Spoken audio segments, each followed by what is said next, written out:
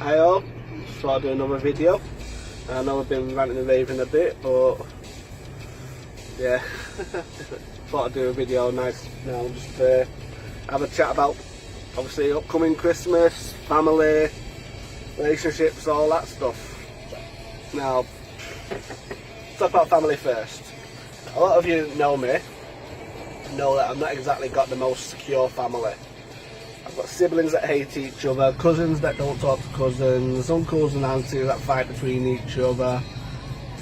I'd say usual typical family, but it just surprises me how everyone's all segregated and no one comes together.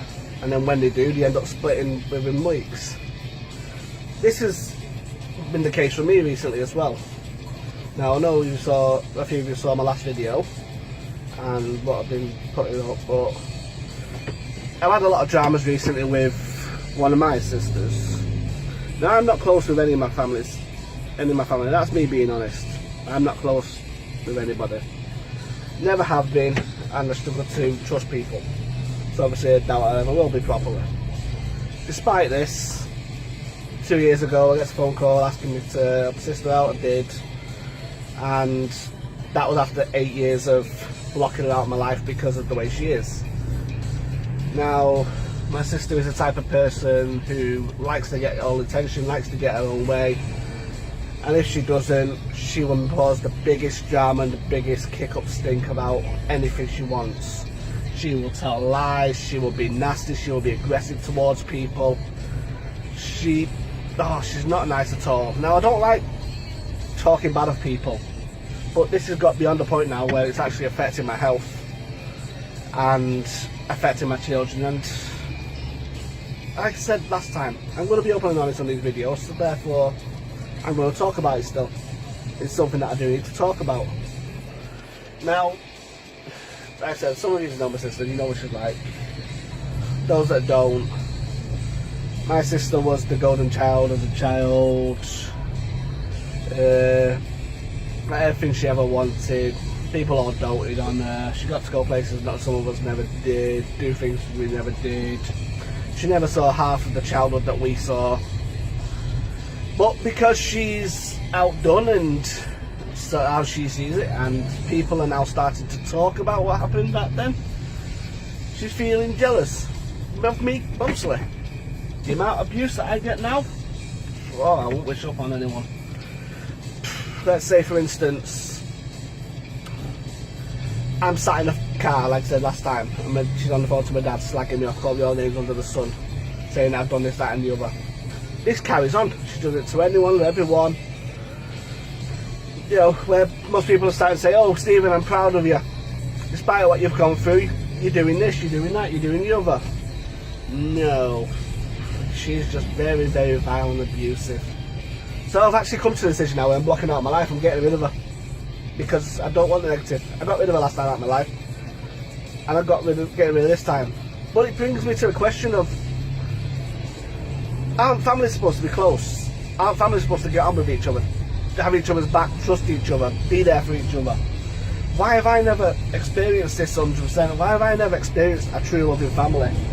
Now, I've got 3 sisters to my mum, and I found out I've got other siblings to my dad, but that's a different story. I grew up with these 3 girls. These 3 girls were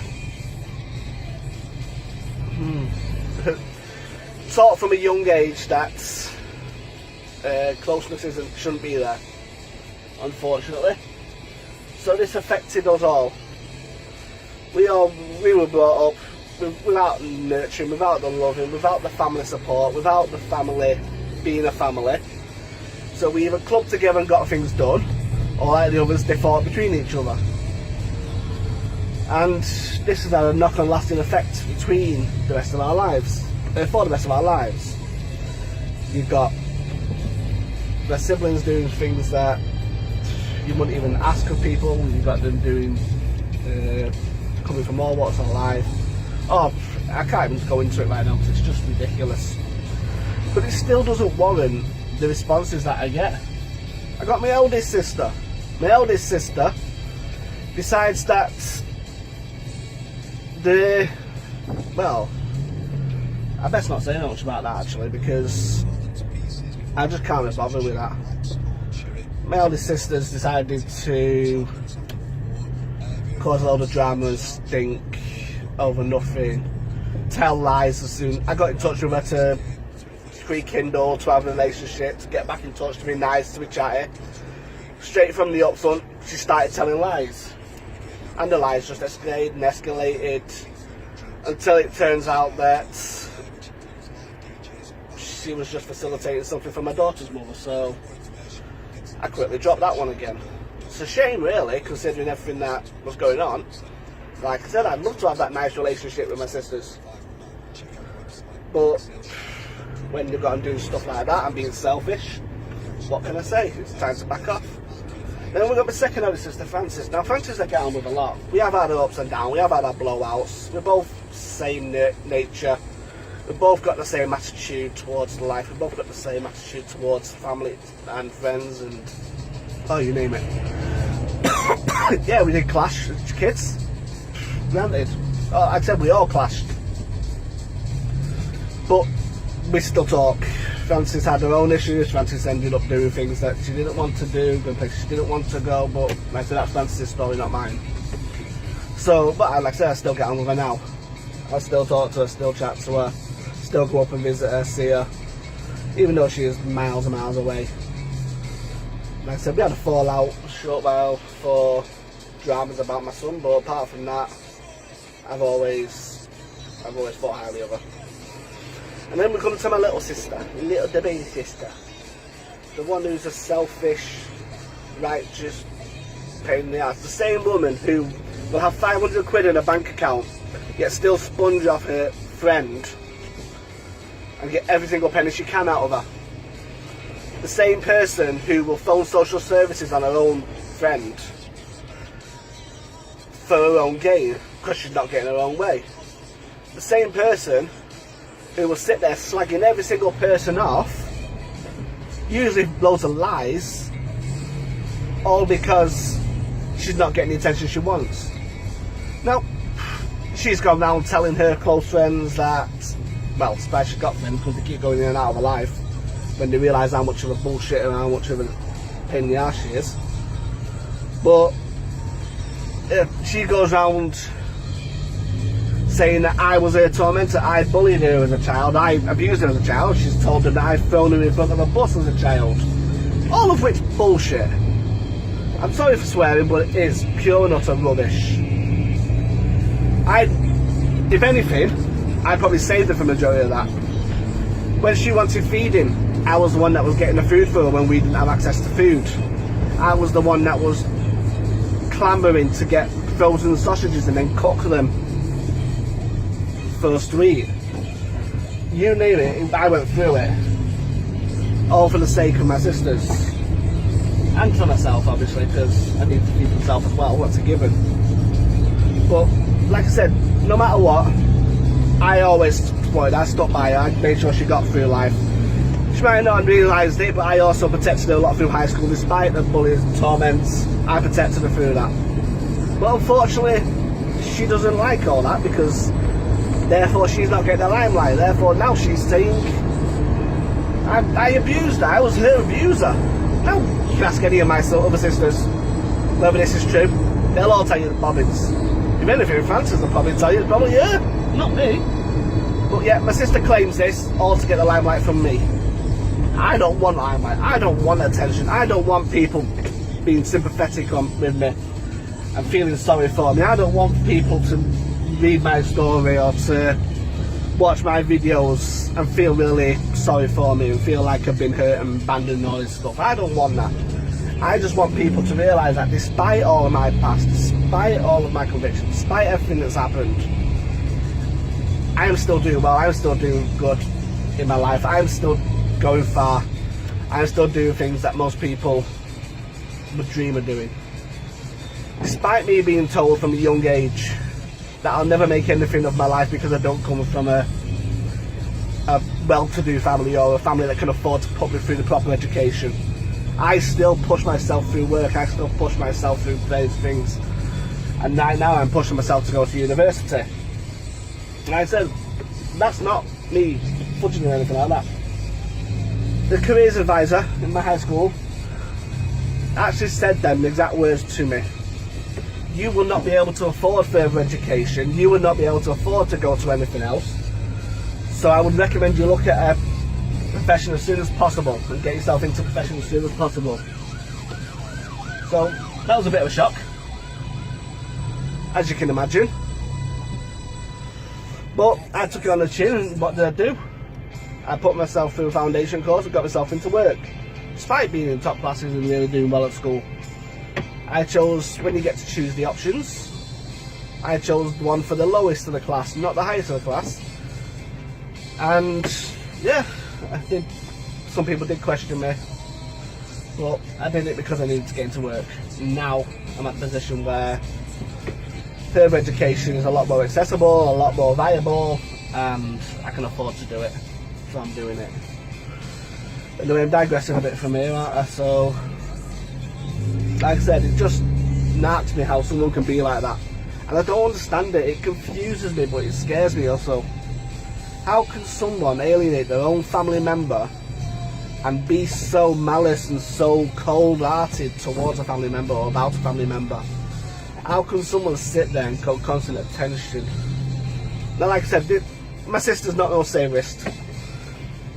Couldn't say what brought to this, but it brought it anyway. Like I said, she will ring social services on her best friends.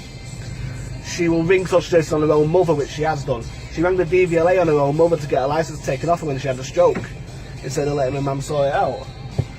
This is the type of girl she is. She has no care for anyone else unless she's benefiting from it, or unless she gets to feel good by being bad towards others.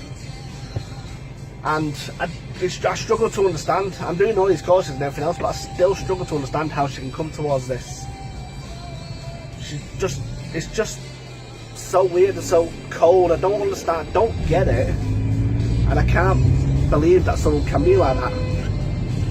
To top it off, like I said, she'll ring the social services and stuff like that. But to top it off, they're not the most squeakiest clean. Like I said, she'll have money in the bank, yet she'll expect a friend to buy things for her and do things for her and get things for her by not telling her she's got money in the bank. They will go to food banks for food. They will go to all charities to get this, that and the other, grants, food, the lot, you name it, when they've got money. If anything, they actually get a lot more money than I get coming in. They get a lot more money than my mum gets coming in, my dad gets coming in, stuff like that. But they don't care, they don't think about that stuff. They're just too busy being the way they are.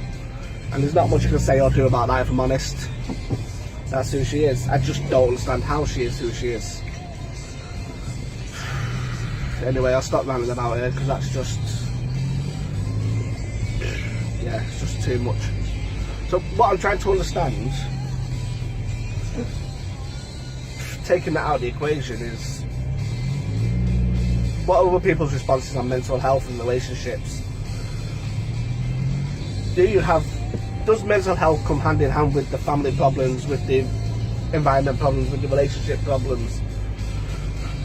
Because like I said, I know I'm not the easiest person to cope with, I'm not the easiest person to deal with, I know this. When I blow up and I have my bad times, they are really bad. When I have my mind blips, shall we say, when I start getting flashbacks and things happening, I can become really bad. I know this. Despite this, my partner stays by me, Laura stays by me, which is a good thing. But why does it affect family so much? Is it me? Is it a normal family? I just don't understand. So yeah, I mean, like I said, last Christmas, bring on Christmas, well, we all know Christmas is coming up. Last Christmas, I went feeding. I got the whole family round. We're talking sister, all except the two older sisters. They didn't come because I just couldn't have that big blowout. But my younger sister came with her partner and kids. My dad came for the first time. Like I said, the first time I'd seen him that year. My mother came and her partner. Her friend came. Like I said, I had a full house. And once again, my sister was trying to bring the attention to her causing dramas, kicking off, crying, it's all about Stephen, why is it not about me? And that is the word she used. I do not kid you there, do not lie there. Why is it all about Stephen? Everyone's all about Stephen. Real attention seeking stuff. So this year, she's not coming, she's not welcome. I said I don't want her in part of my life anyway. But she's not welcome, and that's a given. Also, on that aspect, like I said, my mum's coming, I do believe, with her partner. My dad's coming, I don't believe his partner's coming, I don't want to speculate why. My kid brother from my dad's side is going to be there, I believe, today. But do you know what? I'll say exactly what I said. If people want to pick sides when it comes to me and my younger sister, that's fine. Same as everyone else. If they don't want to pick sides, that's fine. Just go away, leave me alone. I don't want the dramas. I don't want the issues. I don't want to be feeling the way I feel. I don't want to be feeling depressed and down and hard done just because my selfish sister wants her own attention, wants all the attention. Pay her all the attention, give her all the attention, I don't care, just get it out of my face, I don't want it. I don't deserve it. I don't want no one's attention. I know that might sound weird from me doing these videos and saying share it and post it. But you know what, I don't. I'm doing this because I'm just being me. I'm telling my story, I'm telling who I am. I'm just waiting for that perfect time when I can turn around and tell you everything.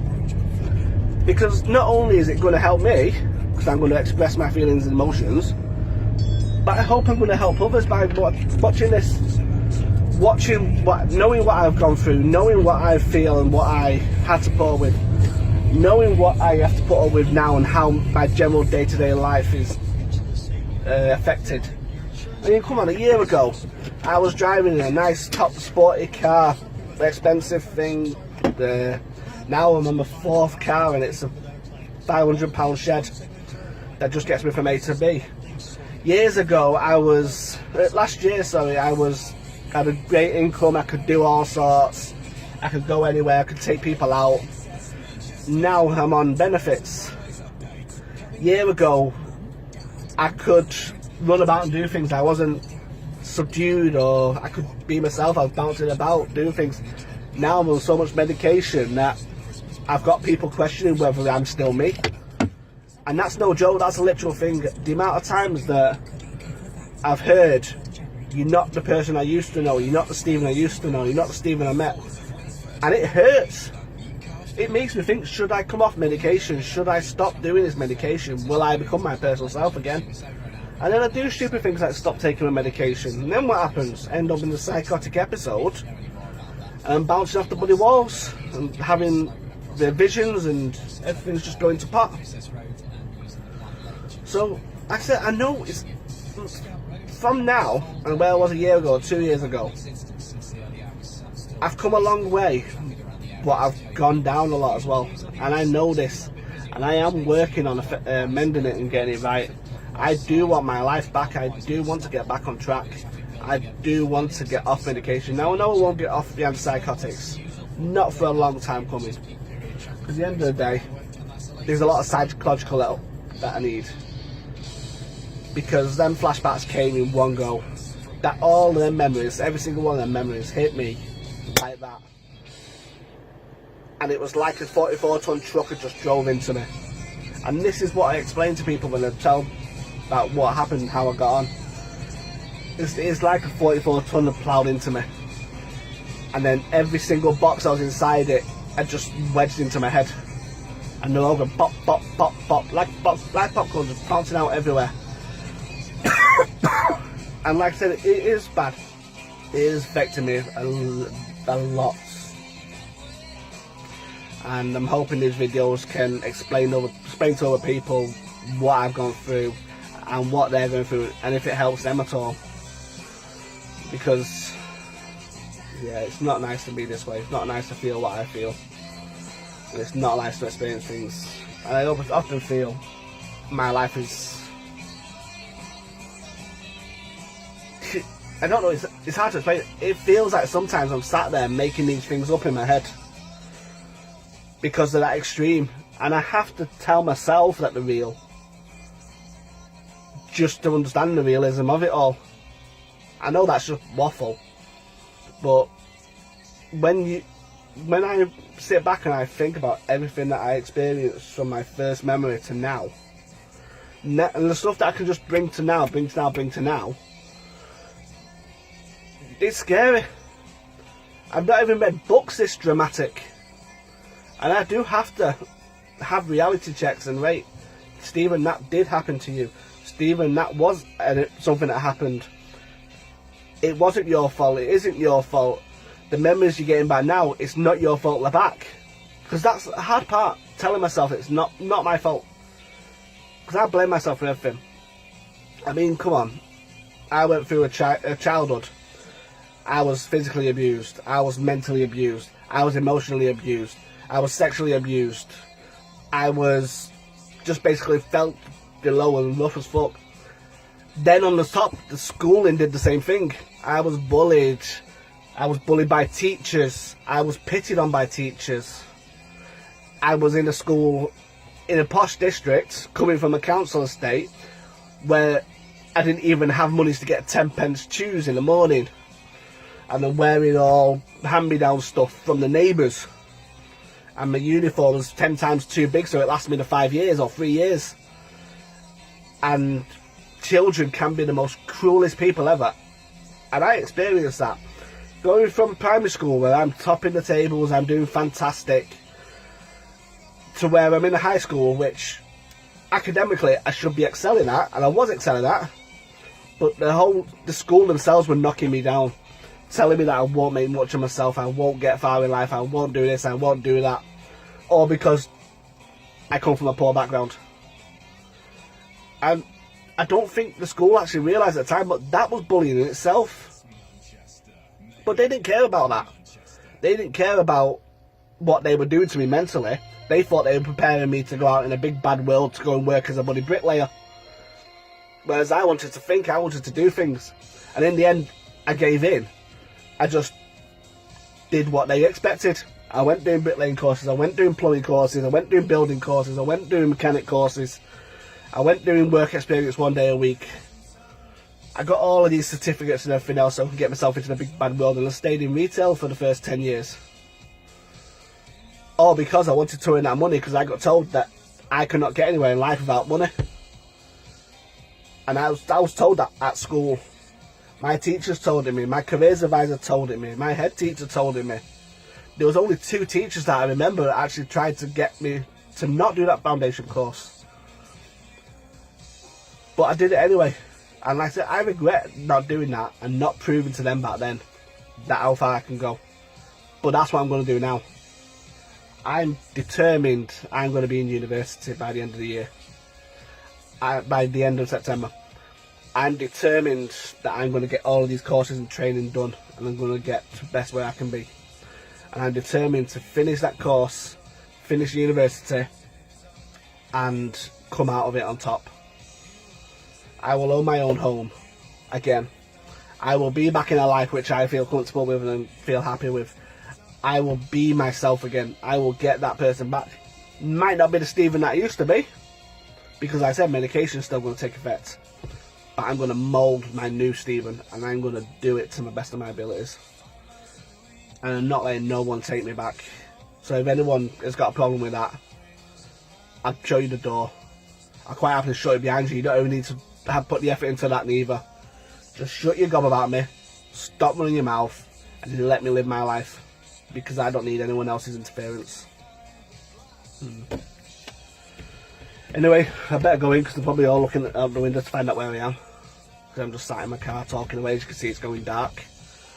So thank you very much for listening anyway. I'm sorry I've just gone on and on and on, and I know I might have upset people, but you know what, I don't care. But thank you very much for listening. I said, feel free to comment or say anything, I don't mind. You can share it to the world, it doesn't bother me.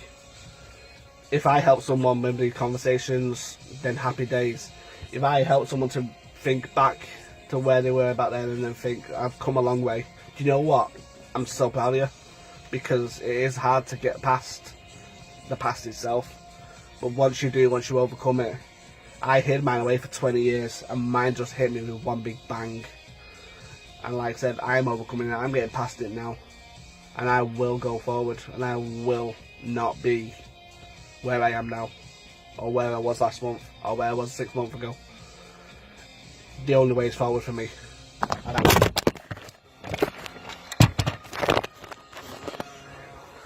That's funny, the phone just fell. I will not take no for an answer. So thank you very much for your time, and speak to you again soon. Bye.